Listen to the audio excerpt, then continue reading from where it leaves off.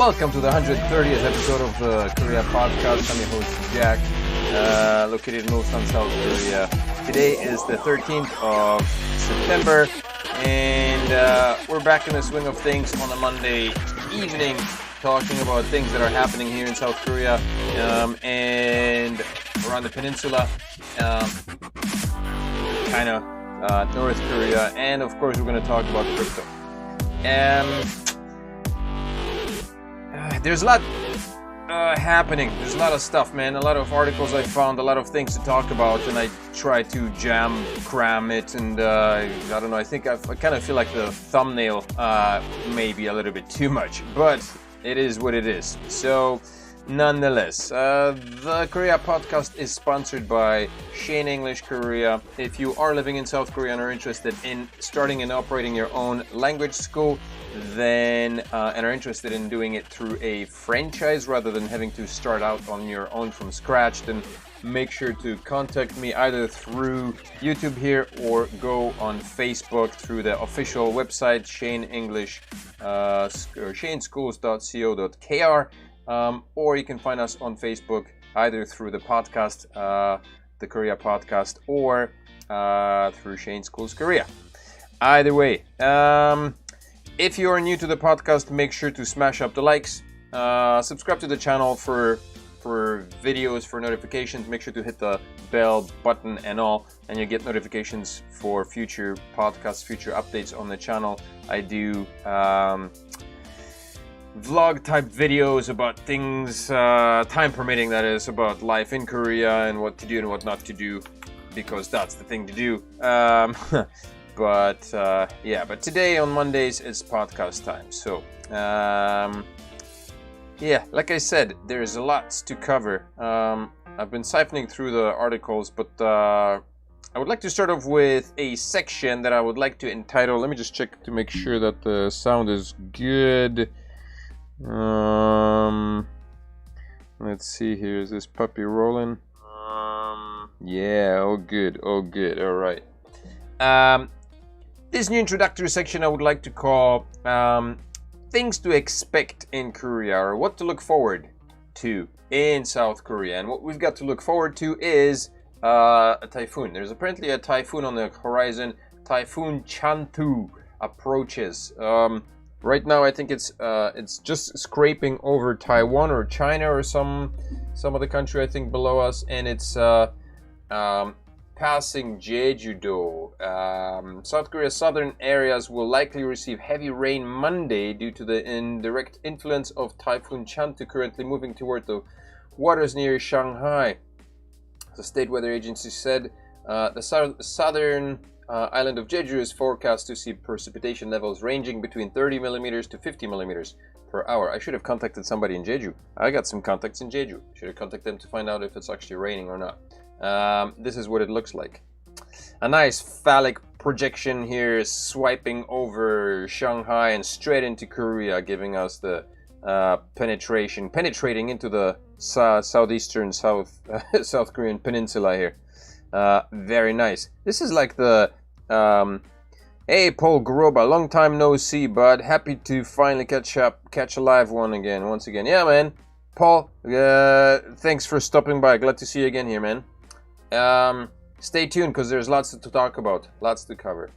So last year I think there was another, I remember seeing another phallic projection like striking right into the heart of southern parts of South Korea. But so that's what we've got to look forward to, yo.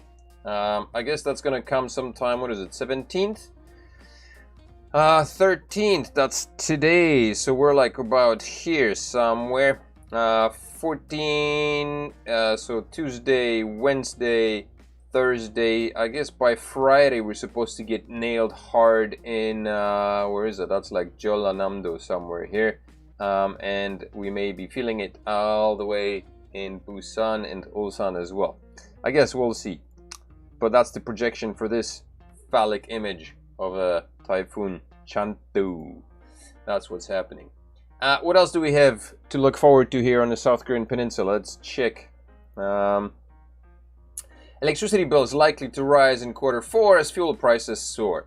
That's always too nice to look forward to, right? Increase in prices on all fronts. South Koreans may face higher electricity bills later this year as the government is mulling a response to compensate for rising fuel prices. According to industry sources, Sunday the Ministry of Trade, Industry and Energy will decide on September 23rd whether to raise electricity rates for the fourth quarter. A price hike seems inevitable as the ministry and state-run all utility Korea Electric Power Corp already froze power bills twice in the second and third quarters in reflection of ongoing COVID-19 setbacks and inflation concerns. You know, they lost some income, so they got to make up the deficits, right? So why not jack up prices on people?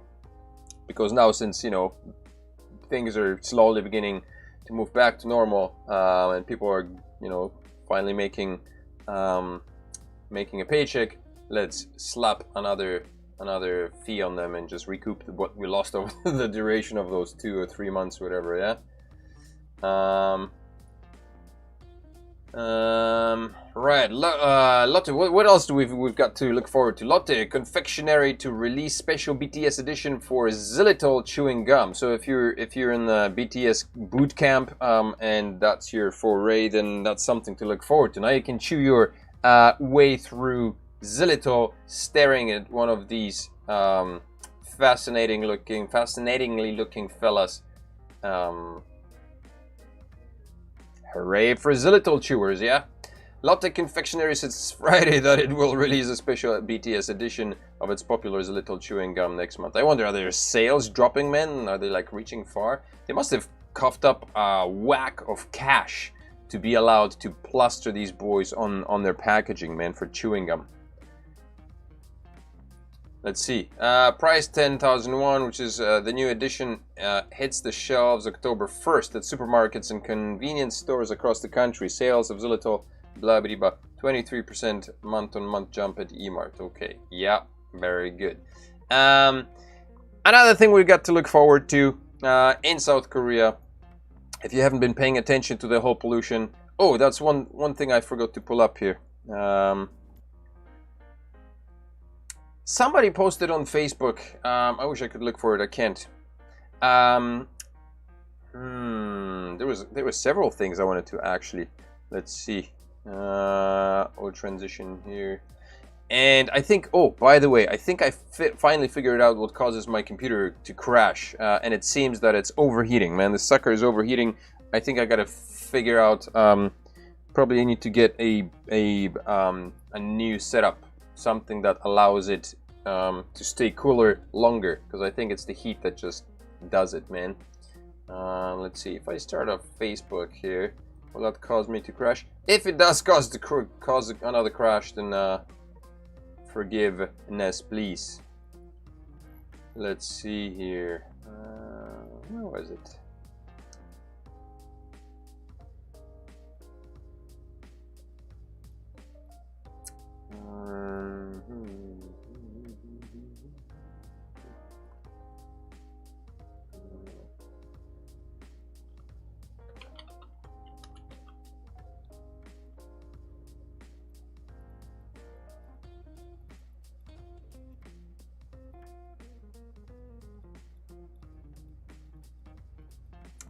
Ooh, Facebook, man, there's just too much to go through. Ah, there you go. Okay. Yeah. Okay. We're good. Here we go. So, this is something I came across one of the groups amongst friends, and these are the images from a playground where an acquaintance, a friend of mine, takes his kids to, and you know, every weekend he comes to this. Like, it's just litter on litter on litter. It's disturbing. It's really disturbing. Like, this is what it looks like, yeah. So you've got stuff like this. Clearly, it's in a playground. You got stuff like this in a playground, and you know, randomly. But I mean, this is like. This looks like there were 1, 2, 3 groups of people just sitting randomly at a playground and just, you know, making a complete mess of things, yeah? which is, I don't get it. I don't know, I don't understand why people do that. Like, Korea is this thing where, and it's been like this since I got here, since 2005. I think things have gotten better, and certain areas are better than others, depending probably on the demographic and who occupies which area, or with types of individuals. But to see this, like in a developed country, in a country that's full of patriots that are so proud of their country, and so on and so forth, it's kind of shocking, right? And my resolution to that is just to shame people to death. Whenever I see somebody toss garbage on the ground, I tend to run up and pick it up and put it back, you know, in front of their face and say, basically, you dropped something. And hopefully that kind of creates a reaction on their part. But so the reason why I'm talking about this is because this apparently is becoming a thing. Korea is facing a crisis. Recycling the last 1%. How garbage mountains are piling up in South Korea. It's a fun interactive kind of clip through on the Korea Herald that shows how garbage is processed. So dust flew through the air in Incheon as 3 yellow forklifts busily scooped up a huge chunk of torn wallpapers, green plastic safety nets, and steel rebars from a mountain of construction waste piled up inside a giant dome. On August 26th, the Korea Herald visited the automatic construction waste recycling facility located in Incheon. Sa Gong-myung, a director at Yido, a South Korean waste management firm running the facility, said construction waste, notoriously difficult to sort, typically goes straight to landfills. About 98.9% of construction waste, which is mostly made up of large pieces of cement maybe, and concrete, debris, is recycled. The remaining 1.1% is the tricky part, as it is all kinds of waste entangled together. Recycling this 1.1% is critical, explained Sa, as it is the main culprit taking up space at landfills. Last year's Sudo-kwon landfill in Incheon buried 2.9, almost 3 million tons of waste, 56% of which was unrecycled construction waste. At this pace, the Incheon landfill will max out in 2025, which is only 4 years from now. Not looking good for Incheon. To address the issue, Yido says it has a plan to get rid of the unrecycled construction waste. So it does this whole shaking thing where it separates things, big parts from small parts. Then the filter waste slides under a giant magnetic drum, which removes the metals. And finally, a wind spinner, funny thing. A wind sifter separates the vinyl items. The vinyl is recycled as a feedstock to burn together with oil to power cement factories. Good stuff. By transforming the labor-intensive construction waste recycling process into a profitable automated one, Yodi is challenging this nation's greatest waste problem, garbage mountains. 5-ton loophole. In order to throw away construction waste weighing 5 tons or more, in Korea, it must be reported to Albaro, the nation's online waste. Oh, come on, slow down. Waste disposal verification system. However, construction waste weighing less than 5 tons doesn't have to be reported. This clause helps small companies dispose of their waste flexibly, but it has also given birth to frequent scams in recent years. Nice. That's what you expect. Scammers first lease cheap land in rural areas and set up storage centers. These storage centers deposit construction waste at cheaper rates than licensed recycling centers, which typically charge 250,000 won per ton. Knowing that construction waste weigh less than 5. Okay, this is what happens. Yeah, and eventually, because it doesn't have to be reported, these people, when the lease period ends, the scammers take off and go into hiding, leaving landowners with a massive amount of waste on their properties. Funny thing is, the owners are legally held accountable to clean up the mess. Even if the scammer are arrested, they simply say, "Eat me," and refuse to cough up the money. Yeah, go figure. That's the legal system in Korea, man. The legal system in Korea is completely bunk. I've noticed the same thing since 2009, Paul says. Probably one of the worst aspects of living in Korea, in my opinion. I've always chalked it up to a lack of public garbage cans. Yeah, and that same comment was posted on the group on Facebook. But I'm starting to think that people just don't give a... Yeah, that's basically it. People just don't. A lot of the time people don't. And not everybody. Like, you know, we're not trying to paint Koreans as a whole with one brush, although at some certain instances you definitely could, but this is not one of them, and not everybody is like that, but there are plenty of people who are, which basically, you know, is where the problem comes in, right? So yeah, as of December there were a total of 91 garbage mountains all across the country, making up 273 tons of abandoned waste. The authorities don't know exactly how many more of these trash piles there are. And as it stands, even if they find one, they can't do anything about it. So Korea is basically filling up with trash, man. Before you know it, we're going to turn into a massive landfill. Storage centers aren't categorized as recycling centers. So construction waste disposal laws don't apply to them. Storage centers are legally required to install fences and that's it. The authorities lack the legal grounds to take action against these massive garbage piles at storage centers. Like, it's ridiculous. Korean law is a joke. The more and more I hear about it, the more laughable it becomes to me. I don't know if just the things that people come up with. Last week I read about the limitations or the allowance that's going to happen in regards to the coronavirus, the lifting of the COVID restrictions, right? It was something of like prior to 6 p.m. I mean, there were limitations on time spans. Prior to 6 p.m. There can only be a maximum of 5 people meeting together or 6 people meeting together, and 2 of them need to be fully vaccinated. After 6 p.m. 6 people can meet, 3 of whom must be fully vaccinated, and then in order to allow family members to meet together, so, and then I don't know, and after 9 p.m. it was like, you know, I think 4 out of 6 needed to be vaccinated. As if time frames make a difference in who's gonna get or how wide the virus spreads, right? And then there was the limitations on family members. So 8 family members are allowed to be locked up in one cabin, one household over the holidays, the Chuseok holidays that are coming up, which are coming up next week, by the way. If you haven't started making travel plans for Chuseok, man, then you should, because you only have a week left, and I assume that most of the accommodations are booked already. Anyway, I think for the family member thing, you need to have like 4 people with shots fully done in order to have 8 people present. So 50%. There's got to be like a 50% balance of fully vaccinated versus non-vac people.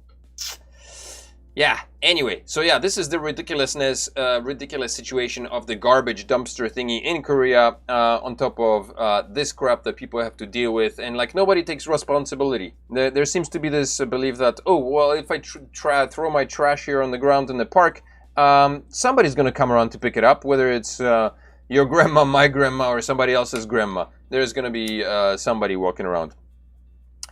The virus doesn't spread during the day. Yeah, man, that's right. Paul says the virus doesn't spread during the day. Precisely. Up until 6 p.m. After 6 p.m. it gets pretty dangerous, man. So the number of vaccinated people needs to be increased. Maybe, I don't know, maybe the reasoning is after 6 everybody gets smashed and they start getting cozy with each other. So the proximity alert starts kicking in, because people get closer and schmoozy. Maybe that's what it is. I don't know. That would make sense. Jesus. Anyway. Ben, hey Ben, welcome. Ben is in chat. Backlash growing. Okay, so that's it. That's the garbage. News. Backlash. So apparently in Daegu there is a mosque under construction. This is an article that was posted. When was it posted? Let's see. No, that the photo was from February 14th. So I assume this could be like a nearly done. Yeah, just today. Okay, today's article from the 13th. Apparently, backlash growing over mosque construction in Daegu. So some Muslim communities decided to build build a mosque, a 2-story mosque, and so that's coming up. A conflict is deepening over the construction of a 2-story mosque in a residential district area. You know what? I would like to have one. Okay, thanks. I'm working on the tunes, man. I'm working on the tunes. District of Daegu, the nation's 3rd largest city located in the southeast region of the country. Some residents worried that the mosque would lead to stronger Islamic influence in the area. Well, clearly it wouldn't. It's not like people, Muslims from all over the world would start flocking to Daegu simply because there is a mosque built. The mosque is being built because there already is an Islamic influence in the area. There is a presence of Muslims in the area, and the mosque is being built for them. It's not being built so that people move to Daegu. It's built so that people, the Muslims that are living in Daegu, can pray. But yeah, that's paranoia. That's paranoia is probably coming mostly from the Catholic churches, or from the churches, yeah, not Catholic, Christian churches, I would assume. I don't know if Buddhists really give a flying F either way. Technically, they shouldn't, right? Because that's what Buddhism is about. But it has met with heavy backlash among some residents and members of conservative Protestant groups in the area. Right, okay. They staged rallies in front of the construction site and filed multiple petitions with the district office calling for a halt to the construction, city, loud noise, and infringement on property rights. I guess there was no problem with that when all the churches were being raised, right? Okay, so here is the header. Increasing claims of vaccine-related deaths raise concern. The fear-mongering headline in my very claustrophobic thumbnail. A growing number of people are claiming that their family members have died or become seriously ill after receiving COVID-19 vaccines as the nation's inoculation rate increases. While they demand the government clarify the correlation between the vaccination and the tragic incidents and compensate for the damage, the health authorities have so far acknowledged such correlation is very limited in very limited cases. Okay, well, this could be true or false kind of a thing. So a few months ago, I guess at the beginning of the whole inoculation thingamajig start of massive inoculation here in South Korea, the Korean government said that any person who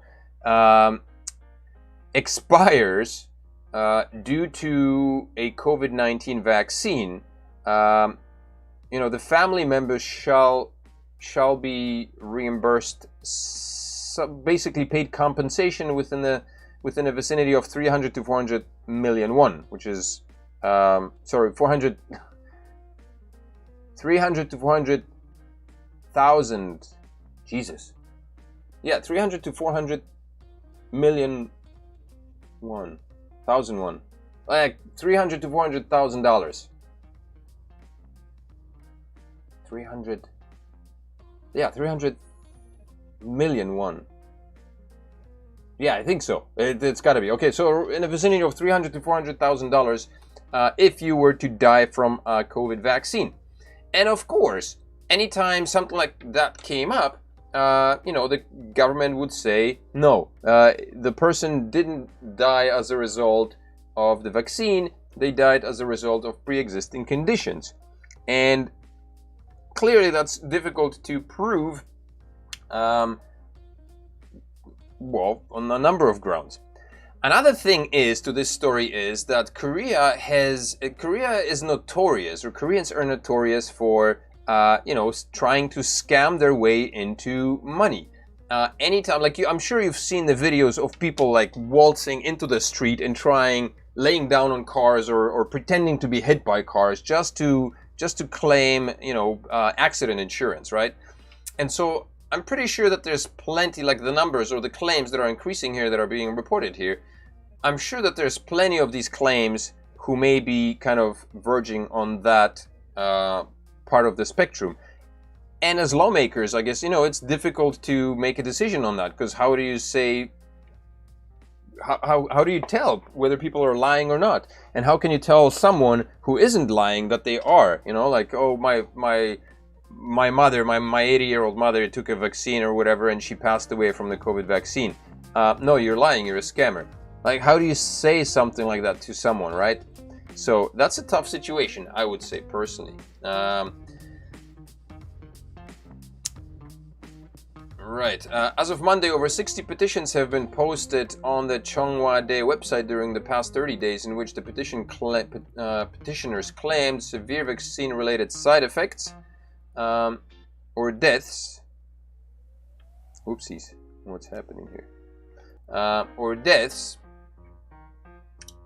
The number is more than double the figure of the previous 30 days. According to the petition posted on September 10th, a middle-aged man, the petitioner's father, died September 8th, 2 weeks after receiving the first dose of Pfizer at a hospital in Incheon.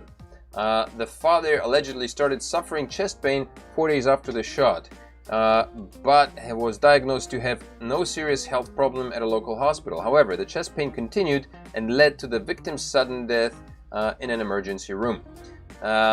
Interestingly enough, one of our teachers, after receiving his first shot, did complain about chest pains. He went to the hospital and basically was told to stop exercising.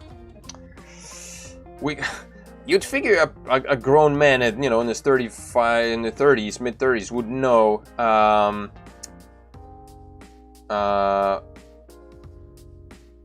would know the difference between, like, muscle pain and chest pain, internal chest pain, right?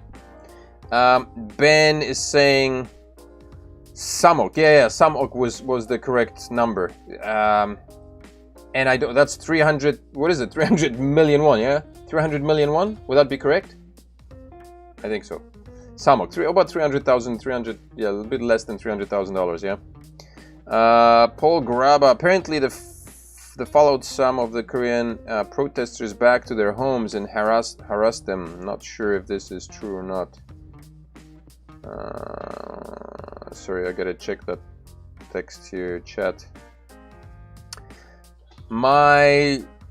Somebody said there was some retaliation from the Muslims as well. Not sure if that was mentioned in the article.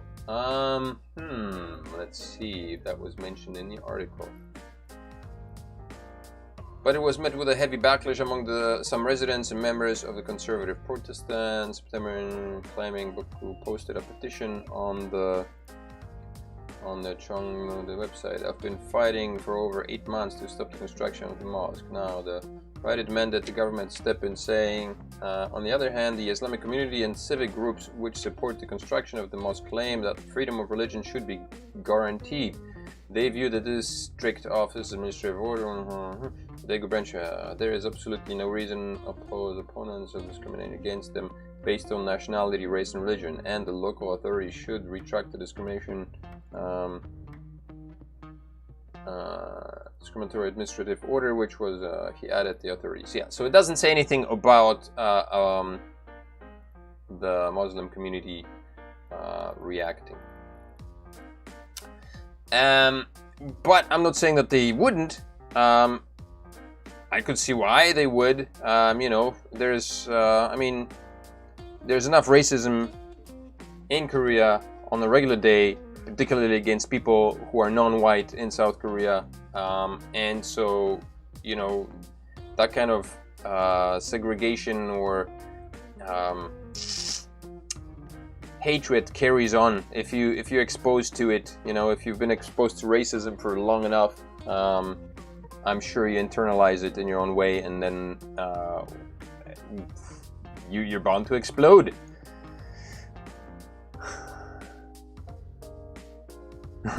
Ben says big numbers in Korean always mess me up. I can do them in Korean, but when I try to translate them into English, that gets a bit more convoluted. I can write them down and make sense, but I guess I would have to see it.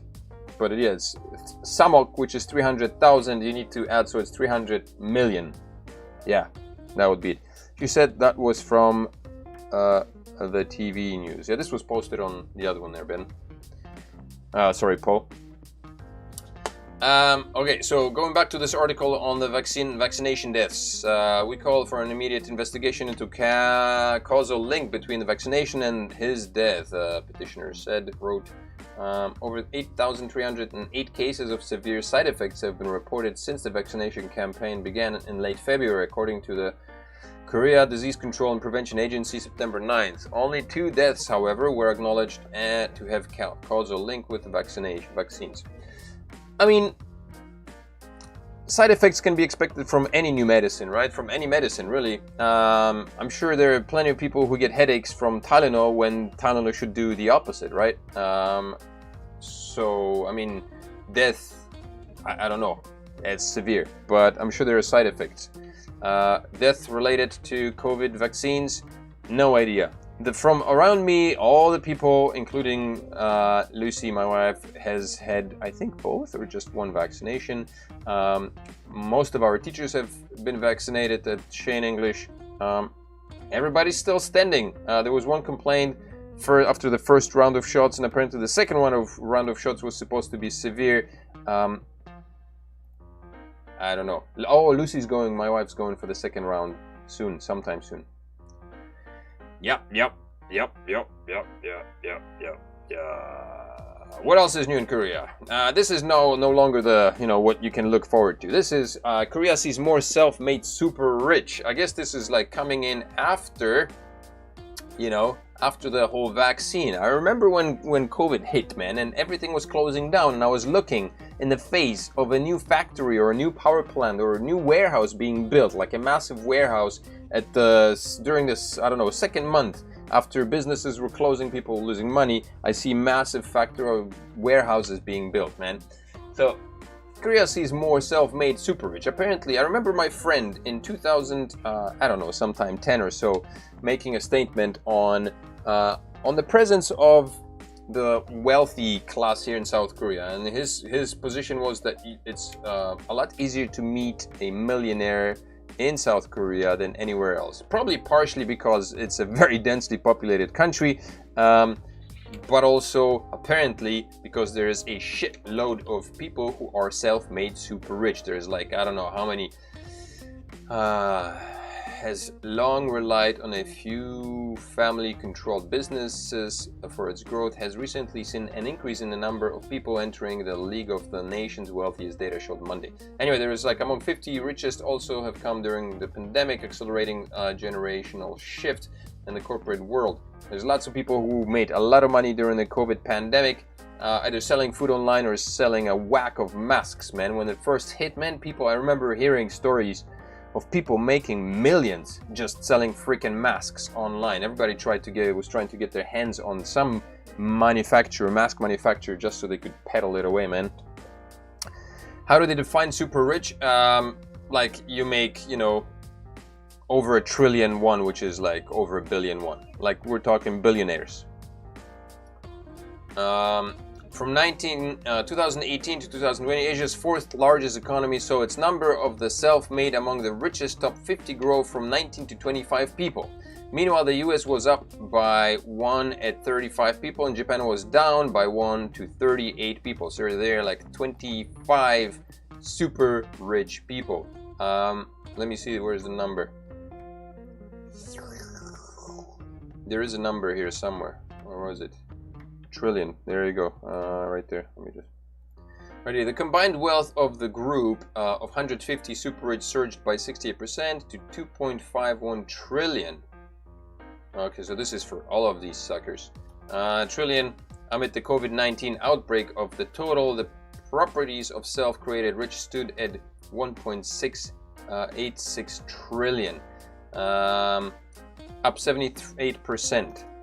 Here's an interesting thing I came across recently, and I don't know, I don't have any background in economics, and I don't have any background in investment or anything of that sort, and maybe I should leave it until the crypto. Yeah, let's do that. I'll leave it to the crypto talk, okay?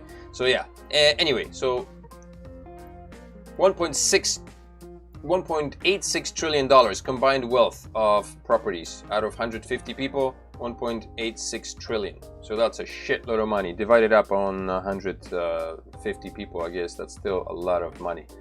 That's a big cake, man, and everybody gets a nice slice. What else is new here? This is a funny thing. Check it out. The Korea Herald. The inter-Korean missile race intensifies amid tension. So it says here, South Korea has better submarines to launch missiles.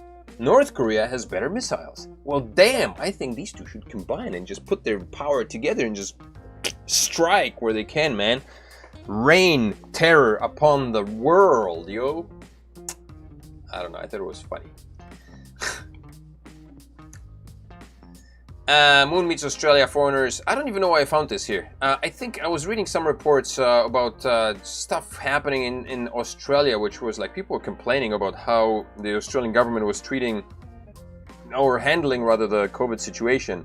And now President Moon is meeting with the security defense chiefs of Australia, which is kind of scary, man. I hope like the military force won't crack down on South Korea like they did in Australia, man. And this is last funny article. Oh no, yeah. North Korea slams UK for miserable maltreatment of children. North Korea, man, of all places, yeah. Funny. Arirang. Unvaccinated people 11 times more likely to die of COVID-19. Oh my goodness. Damn. But that's not what I wanted to show. That can't be it. There's gotta be something else. South Korea aims to lead in fighting infectious disease as vaccine production hub, Moon says. President Moon Jae-in says South Korea will aim to lead the world's efforts against COVID-19 and new infectious diseases, reaffirming the country's goal of becoming an international vaccine production hub. Weren't they talking about cutting down on investments on funding for COVID vaccinations and production of vaccination of COVID-19, of COVID-related medicines? I'm pretty sure there was a talk. I read an article last week about that, man, that they were cutting down, like, I don't know, a huge chunk of it was being cut down. Let's check here. Comments. Paul and Eddie, it's always good, man. Thanks for commenting, guys. It's always good to have somebody here who's like actively engaged in the conversation. Ben says, I wonder how long Korea will survive the global shipping, logistics, and supply crisis issues. Korea imports a lot and supplies are affected globally. Shipping containers stuck in USA. Oh yeah?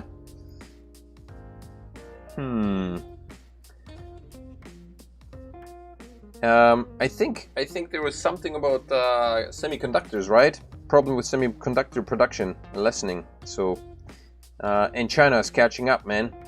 I think Korea is shooting itself in the foot on a number of levels here. From New Zealand, UK, and USA, is struggling. For example, turkeys for Christmas. Lot might go cold turkey on the turkey. North Korea lectures UK on riots. Give me a break. Yeah, I know, man. I know. There was something ridiculous, like related to how the UK was handling Afghanistan or something. But in any case, yeah, North Korea lecturing anybody on like human rights violations. Please. Number of self-made billionaires rises in major economies, including South Korea. That's on Arirang. So apparently it's the talk of the town. Talking about billionaires. That's the thing now. COVID striking, people losing money, and freaking billionaires are making. And it's probably based on, you know, the fact that all these online stores selling crap are now all of a sudden gaining a lot more people, because up until this point, the clientele was divided. There were still a lot of people going out because people like to go out and enjoy going shopping and doing all that stuff. But now, since COVID shut everything down, everybody was forced to stay at home, and so the people that used to go out now have to join the rest of the crowd who are shopping online, and so these gas tankers are making millions. I guess that's probably where the billionaires are coming from. Booyah! Water break.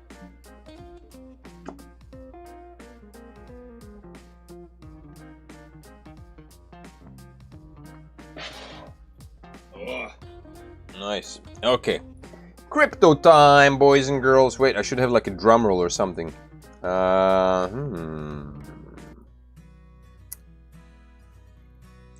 Sunny. Crypto time! Welcome to the halftime of the Korea podcast. Actually, it's more than a halftime. The crypto time will be probably short, unless I rant on. Wait, that's not it. So basically what happened over the past week, man, well, not past week. Past week was good. The weekend was shite. The crypto market took a massive dump with some changes, but overall a massive, huge dump. Bitcoin dumped to 45k, Ethereum is at 3.3, ADA was like, today was the big announcement, yeah? The launch of the Crypto gang, is it?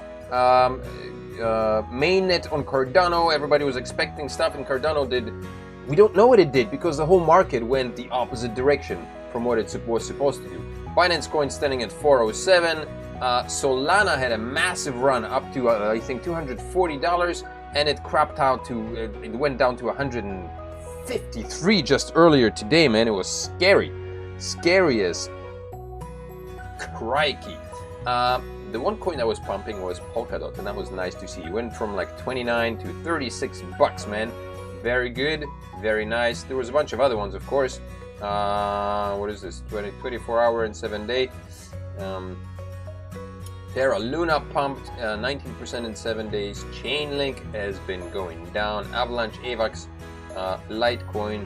Litecoin hasn't done much, man, since, I don't know. Algorand apparently is the new hot one. Look at that. $2, 70% in 7 days, man. What a run. And yeah, but yeah, overall, basically the market took a massive crap. I think there was about $20 billion gone. Right here at the top, you've got the market cap 2.0 trillion. At the top of its peak in the days of gloriousness in May, the market cap here was at 2.5 trillion buckarunos, man.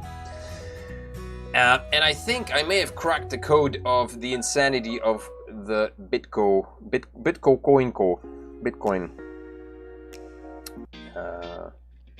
Let's see here. Where's my jazzy music? Alrighty.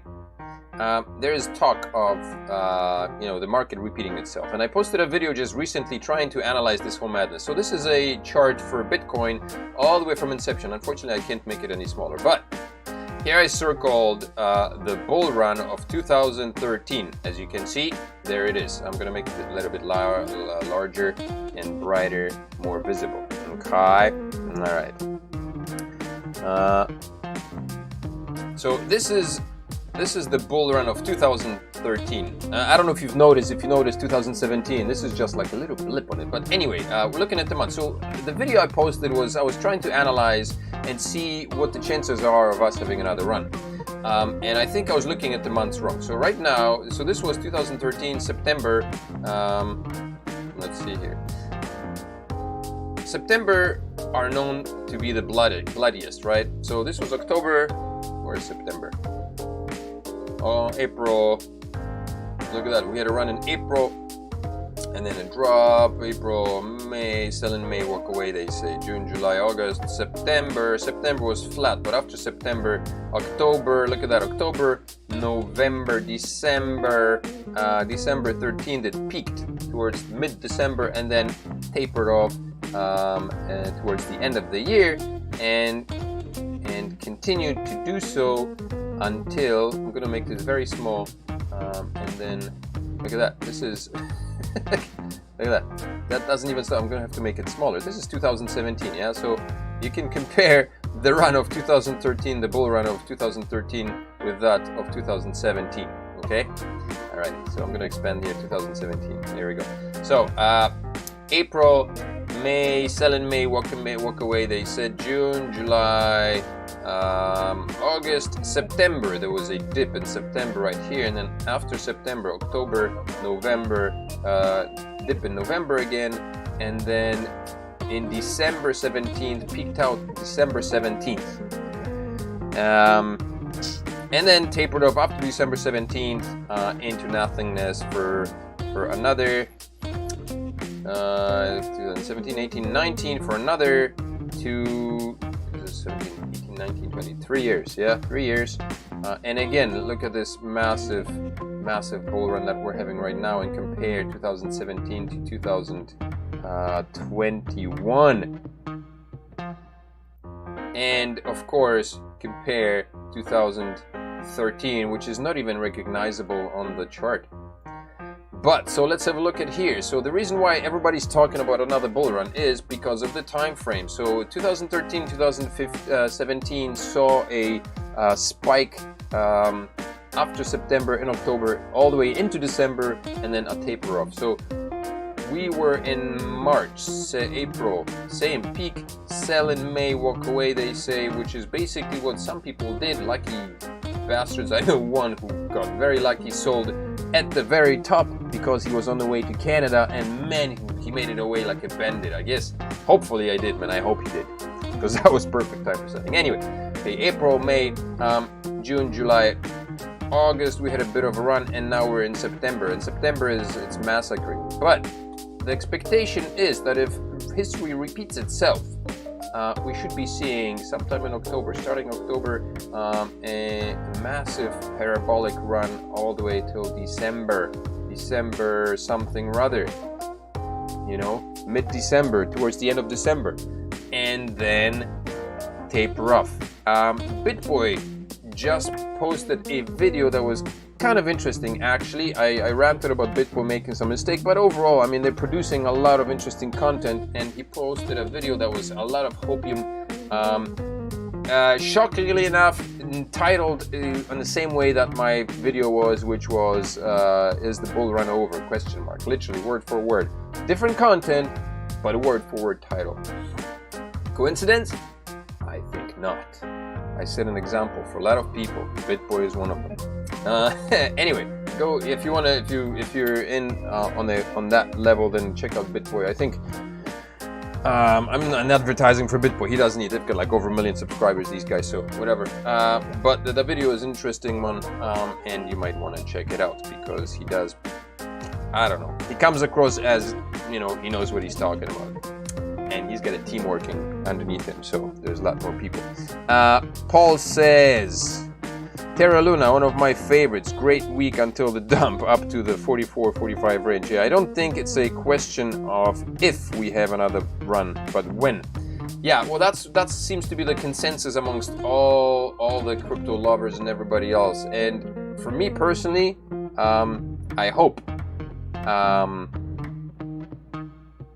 This is crypto, right? You never know what's going to happen. But looking at the previous charts, if we are to do what we did, then yeah. Why? I don't know. In 2017, there was a talk of like people cashing in money for Christmas, trying to make some money before Christmas, and basically right before Christmas everybody sells everything, cashes it in, and goes shopping. Blow it all on presents and stuff. Maybe that's what's happening. There's an interesting website that I got through Crypto Banter. There's a lot of good crypto production YouTubers out there. This is the staking rewards. Up until recently, ADA, so this basically lists the tokens by stake. How much is staked on each token? Get in Uni V3 as a liquidity provider and get some of these fees. What is Uniswap? Uniswap V3, you mean? Yeah. You know what? All my assets are locked up, and I'm stuck. I'm a sitting duck right now. I think I'm gonna have to sit this bull run out and well, not sit it out, but I mean, I don't have any other capital left to do anything. Love Crypto Banter and Crypto or Us. Yeah, I watch those guys as well, man. Very knowledgeable. Sometimes I steal some information like this one right here. Trusted data, stable, stakeable assets. So basically this website here, what is it? StakingRewards.com. This website basically lists all the crypto projects at in order of how much is staked. And up until recently, Cardano was the most staked coin on the market. Right now, Solana surpassed it by 6%. So 75% of all Solana tokens are staked. 69%, almost 70, of Cardano tokens are staked. Polkadot is third. 63% of all Polkadot is staked. Ethereum, only 6% of Ethereum is staked, man. They're in the 4th place. Why? I think it's what is it? Based on reward? No. The overall market cap? No. Why is it on the 4th place? No idea. Staked value, 60 million, 55, 24. Okay. So this is staked value. That's what it's according to, basically. So if the Ethereum, if there was more Ethereum staked on Ethereum, then the overall staked value would be a lot higher, because this is only like 23 billion. That is billion, right? I don't know. Yeah, that's billion. 23 billion. 6% make up 23. Only 6% of Ethereum make up 23 billion. So yeah, there you go.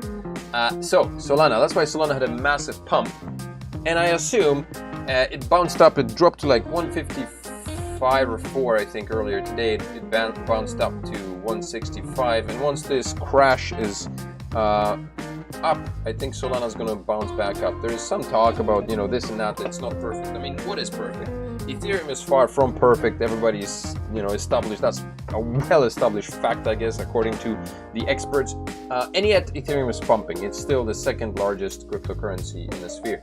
So, Solana not being perfect does not stand in the way, man.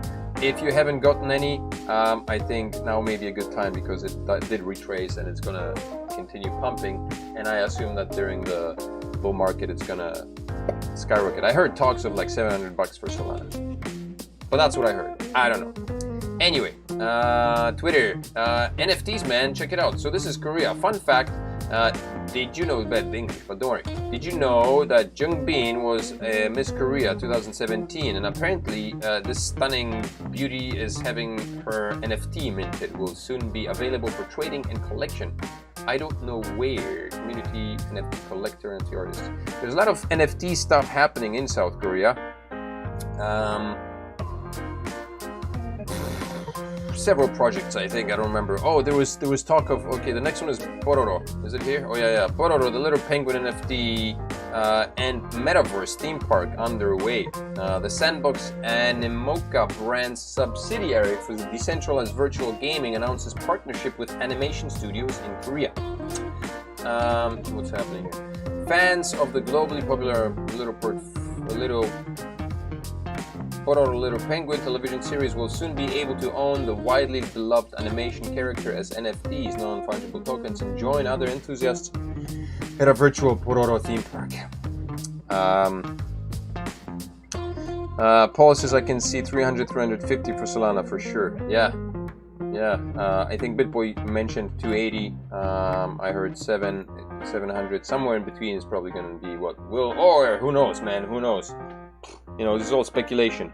Who knows? Maybe we'll be surprised. And the last bull run, the last massive parabolic bull run, before the market gets saturated with massive income, with massive influx of money, and will stabilize, may be phenomenal. So strap on your seatbelts, man, and hold on to your paper cups with refillable drinks, because you don't want them to spill all over your crotch. The Sandbox Hong Kong-based Animoca brand's subsidiary for decentralized virtual gaming announced a partnership with Iconix, one of South Korea's leading animation companies. Iconix, is that to do with Icon? Let's check that out, man. I don't know. I've been messing around with Icon a little bit. Iconix. Interesting. I don't know. Coincidental name. Don't know. Anyway, okay. The partnership kicked off the release of NFTs. Character Pororo, Krong, Loopy, Petty, Bobby, Eddie. So we'll be able to collect all these NFTs, I'm sure. Just companies trying to cash in more on the opportunity, man. We'll purchase its own set of lands in the Sandbox metaverse, for which it plans to build a virtual theme park based on animation and role-playing game utilizing Bororos. Because why the heck not? Make more money where there's opportunity, man. Paul says, NFT such a distraction and a great way to get your ETH. Reminds me of the 2017 ICO craze. Yeah, absolutely, man. Yeah, people I guess have been making some massive gains on NFTs in the recent past, up until recently when apparently, I don't know, there's a lot of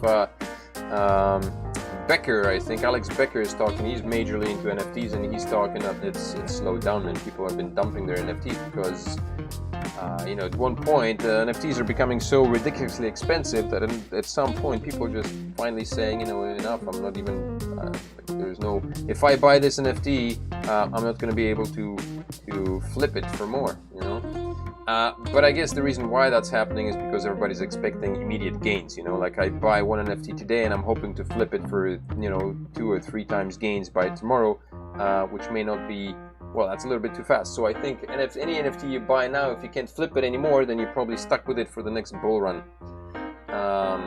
which may not be a bad thing. I don't know, depending on how much you blow in it. I don't know if you heard of this here. North Korea crypto hacking scheme lands US Canadian citizen 11 years in prison. Apparently, there was a, I don't know, some commie brother from another mother who was trying to launder money to Mr. Kim Jong-un there in North Korea through buying and selling of cryptos. Galeb Alaumari pled guilty to money laundering charges. He was sentenced to 11 years in prison and must also pay $30 million in restitution. And I think he laundered like billions in dollars or something like that. One of his partners was the North Korean military, which has allegedly made millions hacking crypto exchanges. Bastards! Goddamn Koreans. North Koreans. A Canadian-American citizen who laundered funds for North Korean military hackers using wire transfer and crypto exchanges has been sentenced. Okay, we got that.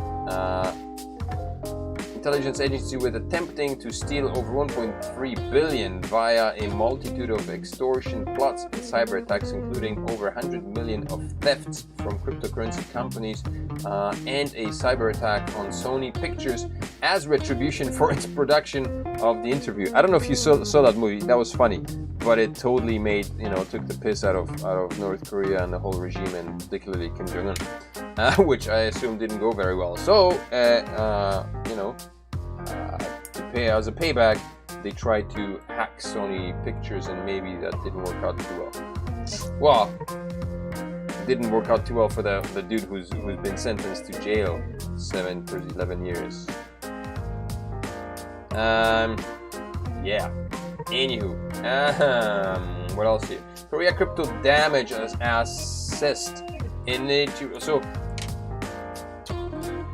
what's happening? Alex Becker, what a narcissist. Funny dude though. Yeah, I love himself a lot. Yeah, I totally agree. That's Paul's comment. Alex Becker, what a narcissist. He totally is, man. But I guess he's got good insights to the whole NFT. But I wouldn't trust him too far because of it. Just his personality, man, strikes me as a bit off-putting, to be honest. He's got a mousy face, man. I don't like his face. But he does. He can be funny. He can be entertaining. Korean crypto damage assessed. Apparently, you know, there's like a whack of cryptocurrency exchanges that are about to be shut down in South Korea. 3 of them are making it past the deadline. Bithumb, Koinon, and Corbit. Surprisingly, Upbit is not on the list. I think Upbit's already past that. Upbit's like secured its position and it's good to go. It's in good standing. The other exchanges are still working on it, with the exception of the 3 I just mentioned. All the other ones are on the chopping table. And apparently, the possibility of, a minimum of 2.5 billion, that's the estimated amount of damage the mass closure of exchanges is going to cause the investors. And that's just the 44 specified cryptos that will disappear. So apparently, I guess if the exchanges shut down, a bunch of crypto will disappear. I'm not exactly sure why. Maybe they're like specific to Korea? I don't know. I mean, because you could just move your crypto to other exchanges, so I don't see why there would be need for 2.5 billion US dollars to disappear from the investors. That's the revelation from the forum. Adding all the native so-called kimchi tokens affected could see the total soar to $8.5 billion.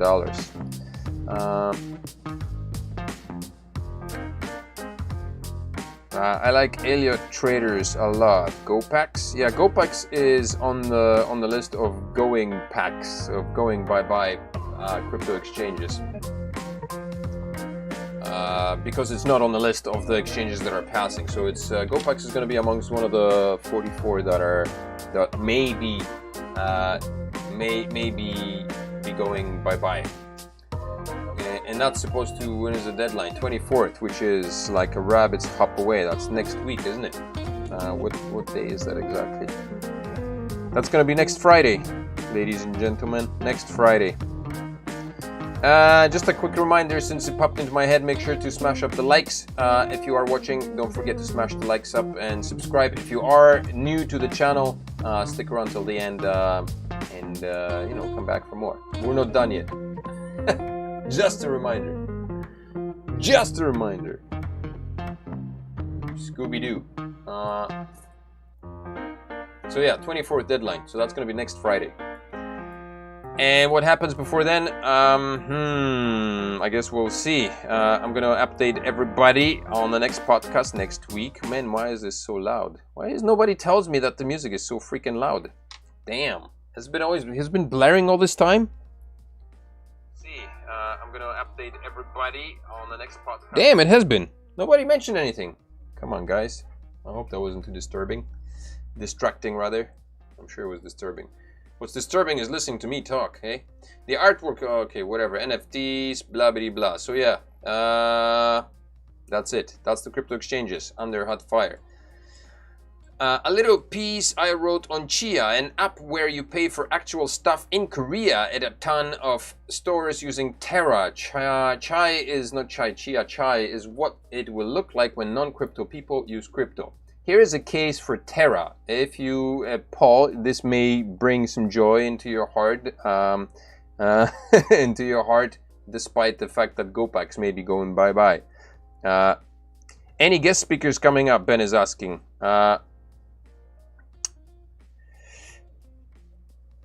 Yeah, Ben, man, I haven't had any luck with securing anybody. There were a few that I talked to, and people always flake out. And I have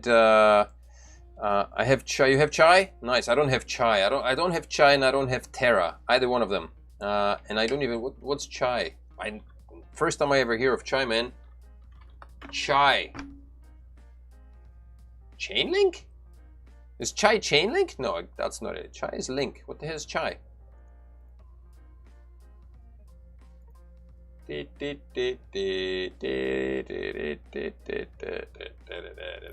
What is Chai, man? No idea. Unless it's a reference to Chainlink. If that's it is, then tell me. So yeah, the guest speakers. There were some I had not lined up. I was talking to some people and they kind of flaked out. A station mobile wallet to it. Okay. I'm gonna have to figure out what Chai is then in the near future. But okay, so Terra.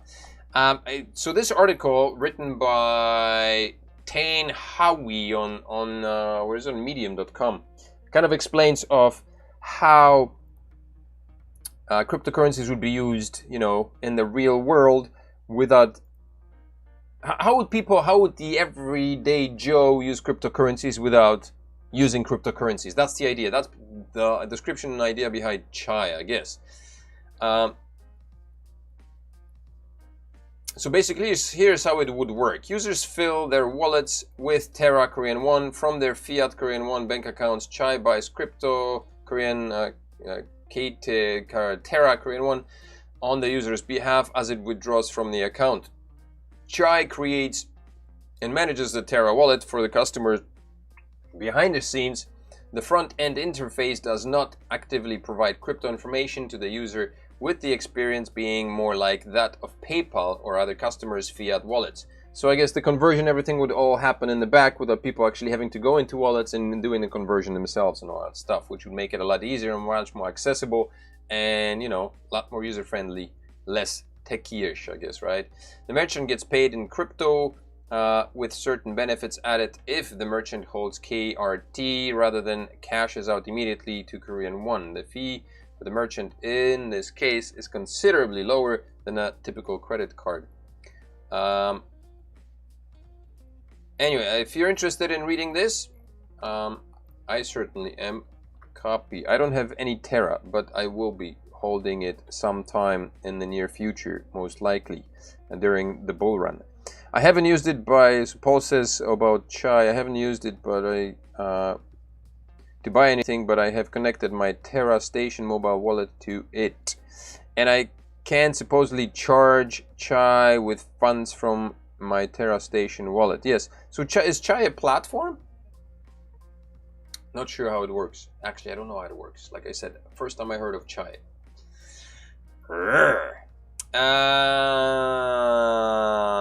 Okay, so that's the millions. FTC to keep eyes on unfair practices. Cacao is in hot water. Okay. Terra's Anchor Protocol, 20% APR on UST stablecoin, mobile payment app. Chai, gotcha. Okay, alrighty. And so yeah, you get Chai, which uses Terra for payments, right? So you would go into a store and basically get your QR code to be swiped. You make a purchase, Chai produces a QR code that gets swiped, and Chai pays your bill, settles your bill in Terra without the customer actually knowing. So I guess you could like deposit cash into Chai, which is then converted into Terra, and then you have Terra in your wallet at the amount of, you know, whatever money you spend. Will it increase in value if Terra increases in value? Would that make sense? So like one day you wake up and you're like, holy shit, I got more money in my Chai wallet. How did that happen? I have no idea what Terra is. That would be weird, man.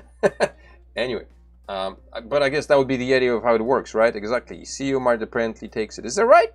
Okay. All right. Well, there you go. I'm going to definitely check it out, man. Cheerios. Love it. Love it. Thanks for bringing it in, man. Bringing in the info. Love to learn and share. FTC to keep... So I was on the verge of saying that cacao is in hot water, apparently, for, I don't know, you know, unprofessional practices, whatever the problem is. But FTC to keep eyes on unfair practices in e-commerce sector.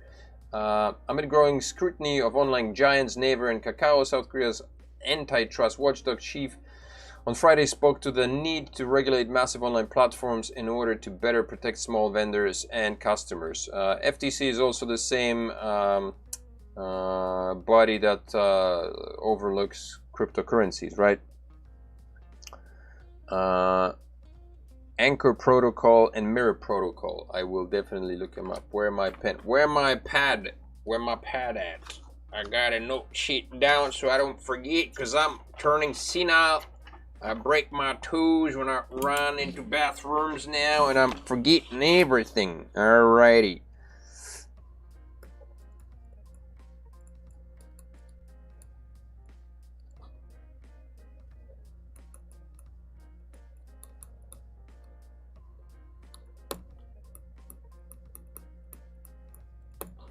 Terra's got its own very nice little ecosystem going on, does it? Yeah, alrighty.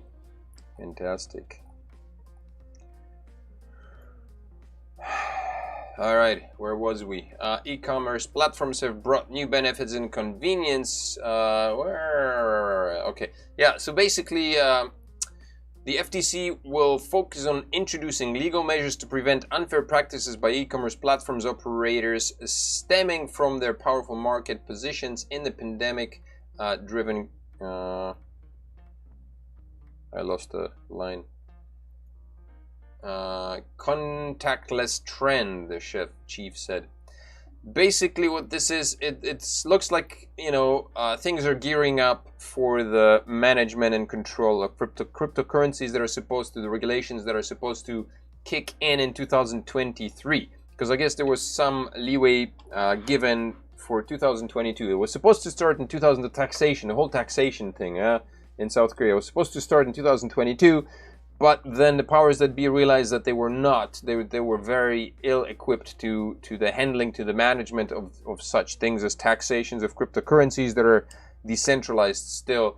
And so they started to introduce the measures, as many measures as possible to grab a hold and control everything about cryptocurrencies.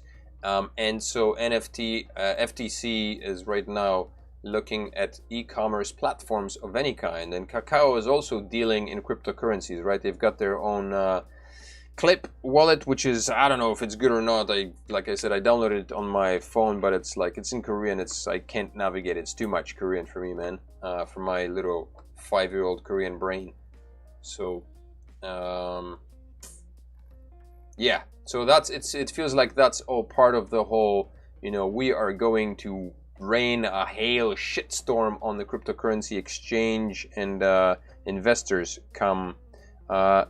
No, taxation Korea was still going on January 2002. No, they postponed it. They said basically they were not doing it. I think last time I remember the bill was talking. So, and I haven't read anything, but I'm pretty sure the last about a month ago I was talking about it, and it was postponed. So it's not going through in January 2022, as far as I know, and I haven't read anything else since. We still have a few months. Who knows? Come December, maybe they'll throw it onto us, all of a sudden. Surprise, suckers. But from the last few articles I read, that's been put off till 2022-23, because there was no infrastructure for the taxation. They had no means of dealing with it. So that's why they started implementing the whole, real name classifications, and that's why 44 exchanges are on the chopping block, because it will lessen the number of exchanges with which these governments will have to deal. And if you got only 4 exchanges that you need to make taxable, that's a lot better than 44. And it doesn't matter how many exchanges, because it just means if there's fewer exchanges in Korea, it just means that the 4 or 5 exchanges that will be legalized will have the same clientele, right? I mean, people will flock away from the 44 and flock to the 5 that are legal. That's what's going to happen. So these 5 will get a massive influx of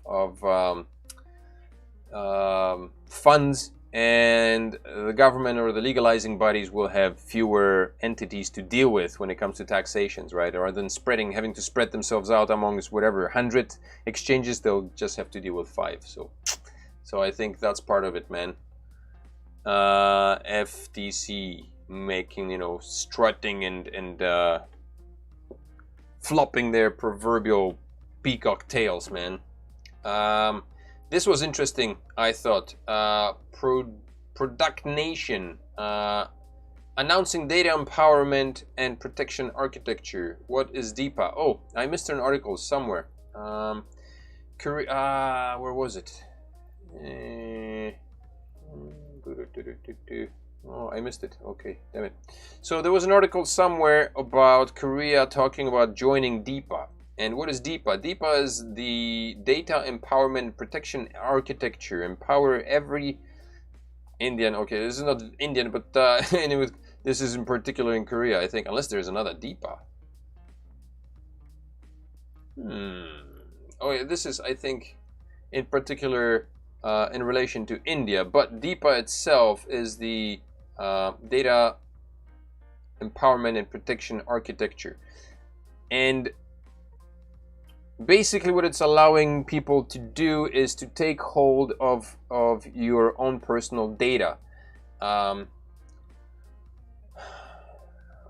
The role of DEPA financial and telecom data is taking place through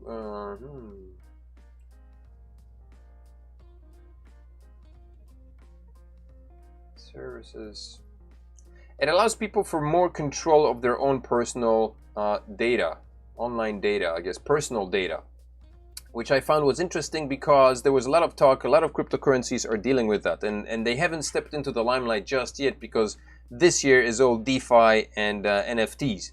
But I think a lot of the projects like, you know, big data and data storage and data management, the Pillar project is one of them who is very adamant about allowing people to manage their own data. And basically what Pillar does is imagine you can store your data, whatever it is, like your, you know, where you live, your health checks, your health status and all that stuff.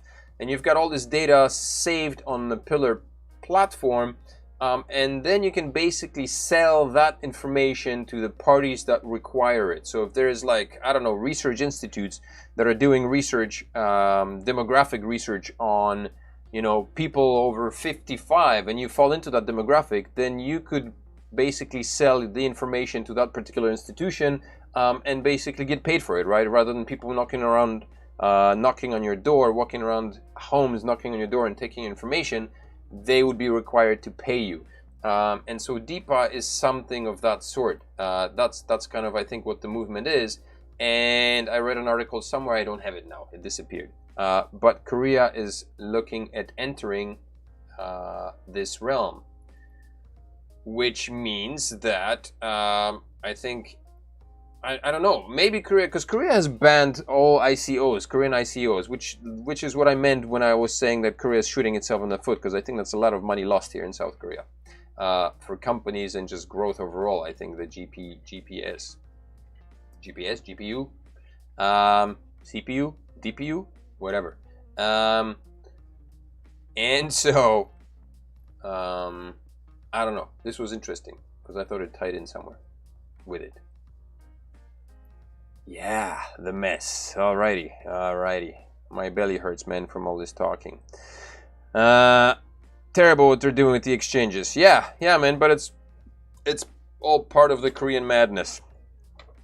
Speaking of selling your data, I've seen some people selling their genomic data as NFTs on OpenSea. Okay. For what purpose? Genomic, I guess you gotta get a hold of that first, man. How do you get a hold of your own genomic data?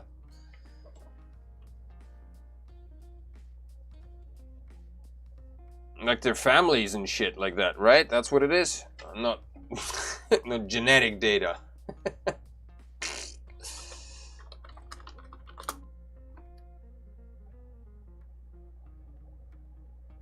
Yeah, you're talking about genetics?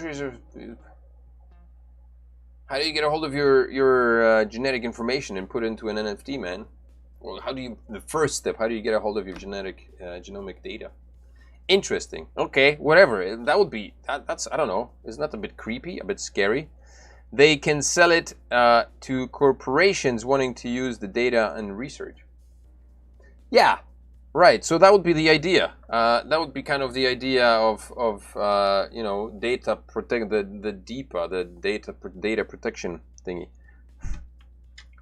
Yeah, that's interesting. On OpenSea. Yeah. All good stuff, man. There's a lot of interesting stuff happening, and I think you know, the stuff that we're seeing right now in cryptocurrencies is just scratching the surface of what's the possibilities, man. I think we're gonna enter a massive world. Today I had a I don't know, revelation. I was talking to my student, and I was talking to him about, I don't know if you've seen the movie Ready Player One. If you haven't, it like describes the, I don't know, dystopian or utopian future of where, you know, people basically live their lives on VR and VR reality, virtual reality. They live, basically you slap on your glasses, you put on your VR suit, and you go to work in the VR world. And I basically, you know, we already have the technology. We have all of that technology available. It's just a matter of time before somebody takes all of it and smashes it together into a functioning system. And I guess in order for that to occur, we need to have an environment in which that can function. But VR is already there. I remember 2 or 3 years ago, I was looking at VR, purchasing a VR setup, and there was a, I don't know, the mediocre company that I was using, that I tried here at a whatever, like a game room, was okay, man, and that was already mind blowing. Like putting on a VR headset and playing the game, there is a switch in your brain that puts you into the place, and when you take off the VR glasses, man, it took me a couple of seconds to get back into reality, to realize that I am not where I was in the VR world. And so there was, I believe there was like, I remember there was another company that was creating like these massive, with 180-degree view, VR view of an 8K display, which would mean, like, that would just be a complete mindfuck. And so that's already present. I also remember seeing a company developing gloves that would allow you, tactile sensation when purchasing online. So imagine you've got your VR setup and you go online to purchase products, but you can see them. You're in a virtual reality store and you're there, you're present, you're moving, but you can't feel the materials. You don't know what they feel like. So a glove put on your hand will allow you to feel the texture of the materials of the products that are in the store. That's already there. I don't know if you've ever seen these round kind of stands which are used for VR machines. You can stand, it's got a belt you strapped on to your waist, and you basically on kind of like a treadmill type design, and you can move, you can basically walk left, right, forward, backwards in one place. That's already in place. So the entire structure that's present in the Ready Player One movie is already present. We have the technology. It's just a matter of putting it together. Maybe somebody's already put it together somewhere. And I think the next step would be, a lot of the virtual reality game. Like we already have, we're able to make money online playing games, right? The NFTs, and there's a lot of games that you can allow you to make crypto online while playing them. So the next step is to have a game in which you can actually physically be there when you wear your VR suit and be there and do the stuff that you do to make money, to make cryptos, man. It's all there. This is going to happen within the next, I don't know, 15 years, 20 years, man. We'll be all living in a VR world, making our living in a VR world. I can see it. It's going to happen. It's going to happen. I've seen some cool metaverse environments that are being used to display NFTs. Yeah, man. I can totally see that. The metaverse, there's DigiWorld. There are several of these places where you could purchase land online, and so that's going to happen. All that's going to happen, as well as refrigerators that tell you what you can cook with the stuff you have inside and whether it's time to go shopping, and also whether refrigerators that will place an shopping order for you, that stuff will be delivered home, and then eventually robots or refrigerators that will cook the food for you, man. It's gonna be automated. It's all gonna happen within the next, I don't know, sometime. So IOTA, I think the Internet of Things, man, that's gonna come to play eventually. So all these technologies that are developed now, that have been developed, nobody's talking about them because it's DeFi and NFT time, and I think these are early stages of cryptocurrencies. The future, man, I think it's gonna be bombastic, man. I just hope to see it. I hope I don't crap out before I'm 96, man, because that's another 50 years. I think a lot of things can happen in the next 50 years. Anyway, a lot of things can happen before next week. We'll see. The deadline for the cryptocurrency exchanges is next Friday, which means we have another week, another Monday, which is a Chuseok holiday. I hope everybody has a fantastic Chuseok coming up. I will be back on Chuseok on the platform. I'll be I'll be here, so make sure you're here. Paul, thanks a lot for joining, man. I'm very happy to see you here. Thanks for contributing to the conversation. Ben, you as well. Thank you for tuning in. There were some other people watching here, so thank you all for tuning in. Make sure to smash up the likes, share the video with the rest, share the channel with the rest. Happy Chuseok, man. Happy Chuseok, Po. Make sure to share it, and all love and peace. And yeah, like Paul said, happy Chuseok. We'll see you next Monday, yeah? Take care. Have a good night. I mean, I gotta come up with like an outro and intro type deal. A clicky hook. I'll come up with it. Anyway, have a good night. Have a good week. Bye-bye.